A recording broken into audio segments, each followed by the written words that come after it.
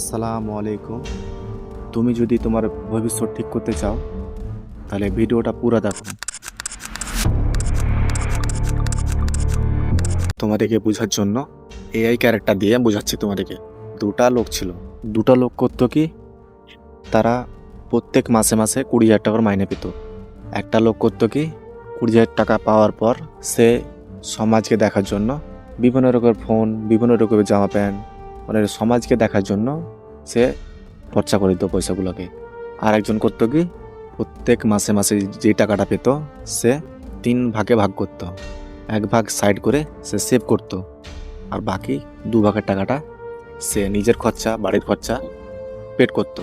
দিয়ে সে 1 বছর পর সে টাকাটা জমতে জমতে 1 থেকে 2 বছর টাকা 1 থেকে 2 লাখ টাকা হয়েছিল। সেই 2 লাখ টাকা সে ব্যবসা দিয়ে শুরু করে, একটা জমতে জমতে তার ইনভেস্ট করে সে লাখ লাখ টাকা কামাচ্ছে।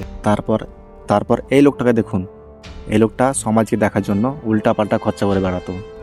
তো বন্ধু, জীবনে যদি কিছু করতে চাও আলতু ফালতু খরচা করবে না।